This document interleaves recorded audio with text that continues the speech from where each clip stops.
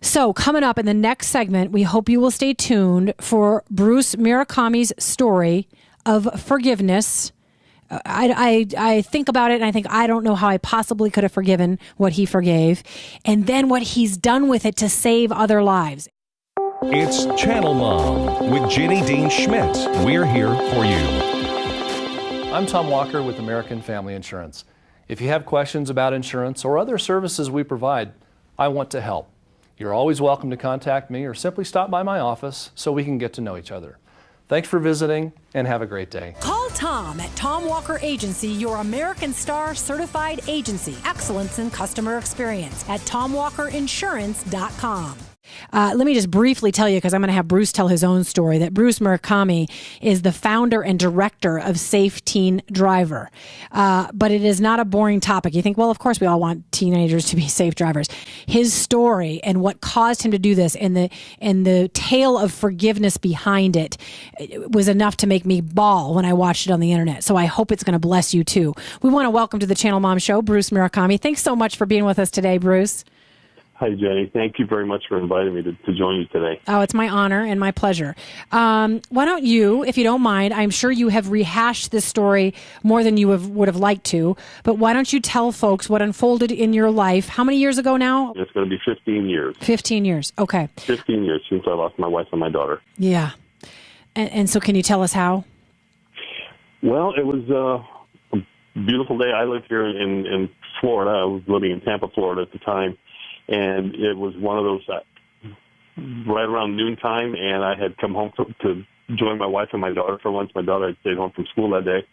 Had lunch with them, did our traditional kiss you goodbye, I'll see you later, and I went back up to one of my job sites. I was a general contractor in the area, and my wife and daughter decided to go across the street, drive over to the shopping complex across the street, and upon exiting, they were broadsided by a young teenager at about 1 o'clock in the afternoon who was coming back from his lunch, street racing with another car that, decided to engage in a race with them. And at the time when the young man hit my wife's van, it shoved it into the oncoming traffic, and it killed my wife and my daughter and, injured the young man, and the young lady that was in the other vehicle was not hurt. So it was one of those things that, you never think is going to happen to you.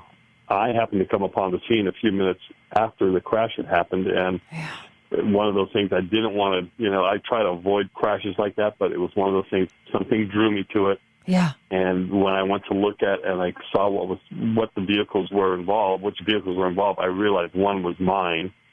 And my first instinct was to look to see if Cindy and Chelsea had got out okay, but I soon realized that was not the case.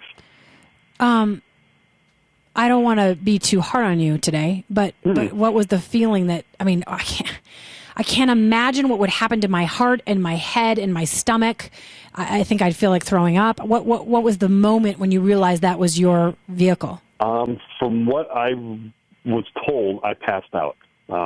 Yeah. I remember coming to, and there was a Florida Highway Patrol officer holding me, and he's trying to put me into his patrol car, and I remember saying, that's the last place I want to go. I don't want to go in there because I can hear the radios. The emergency vehicles were still showing up. Yeah. I think they stuck me in an ambulance for a few minutes just, to gather my thoughts and stuff and, make sure I was okay, but it was one of those things I just said, I can't do this. And I remember walking away from them and sitting on the curb, and somehow my pastor from my church, got word that this had happened, and he appeared at the scene. So I just kind of hung out with my pastor for a while. Literally, thank God that he's the one that arrived on scene for you. But I can't imagine. I want to get to the rest of the story, because the rest of the story was what made me sob, that you were able to get to the place that you were able to get to, Bruce. If you don't mind my saying, we happen to be on Christian radio. What happened to your feelings about God in that moment?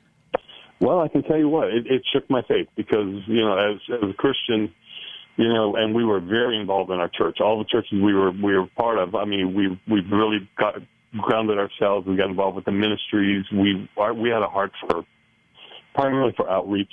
For the less privileged and stuff like that. And we just wanted to help people. Yeah. It shook my faith. I think I remember getting mad at God. I never cursed him, but I got mad at him. And I remember at one point through the journey of maybe 3 or 4 months down the road, I said, God, if you're real, you need to come down here and explain it to me. I said, I can't wait till I get up there to see you. Yeah. It was one of those things. And I was mad, and I was mad at some of the teachings I had been taught because, being involved, being a Christian for over 30 years, you listen to some of the preaching, and sometimes man puts his spin on it, and it was like, I had to get back into the Bible myself.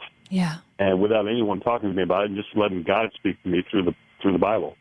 Yeah. That was the transition point for me when I realized, God is still my God, and he's got a bigger plan for this.